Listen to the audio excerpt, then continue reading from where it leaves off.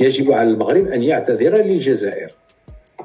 هناك محطات تاريخية يعني تؤكد بأن المغرب مذنب في حق الجزائر منذ الثورة الجزائرية، ودلائل كاين وشواهد كاين، وقلنا في اللقاء اللي كان عندنا قبل بأن طائرات مغربية كانت تقلع من مراكش وعلى متنها طيارين يكونوا فرنسيين ولا مغاربة بو امبورت، المهم كانوا كيخرجوا من مطارات مغربية محملة بالأسلحة اللي ضرب مواقع الثورة الجزائرية ما بين 56 و 62. من بعد هناك اختطاف الطائرة التي كانت تقل الثوار الجزائريين والقادة الجزائريين ديال لو FLN، واليوم كل الدراسات تؤكد بأن كان يعني الحسن الثاني هو اللي عطاهم اسميتو المخطط ديال الطيران، دونك لو بلان دو فول ديال هذه الطائره، وسيرتو اقنع محمد الخامس بان هؤلاء المسؤولين ما يسافروش معه في نفس الطائره ولكن سيقلهم في طائره اخرى كوم سا إلي بلو فاسيلمون ديتورنابل.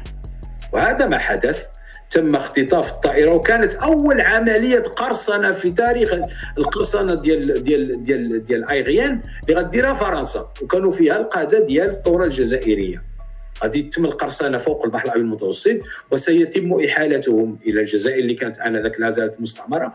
هاد القاده الجزائريين كانوا غادي يمشيو يحضروا واحد المؤتمر الذي كان قد نظمه بورقيبه لمناقشه الدعم ديال الثورة الجزائرية. جاءت من بعد حرب الرمال بدون إنذار، بدون سابق إنذار، بدون محاولة تفاوض ولا أي حاجة، هجموكم بطريقة يعني عفوية إلى آخره على الحدود الجزائرية وعلى الأراضي الجزائرية في واحد الفترة، دونك في 63، يعني بعض الأشهر بعد نهاية حرب استنزافية اللي خاضها الشعب الجزائري.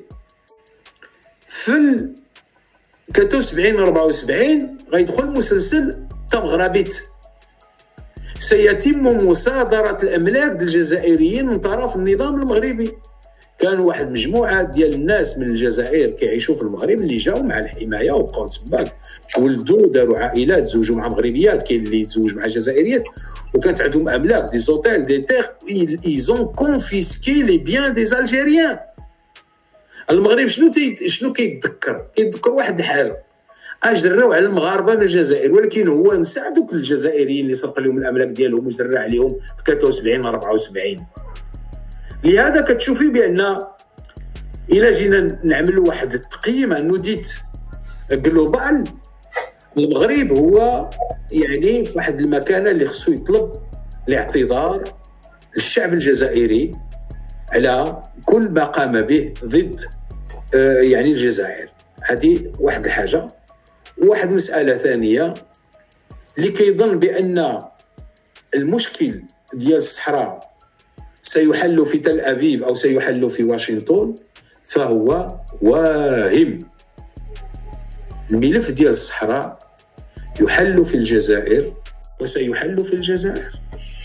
أستاذ محمد البطيوي، شنو هي الخلاصة الكونكلوزيون على ديال هذه الحلقة فيما يتعلق بجسور العلاقات العلوية الصهيونية، وخصوصا في هذه المرحلة اللي تنعيشوا الآن مع فترة حكم الملك محمد السادس؟ كونكلوزيون أستاذ.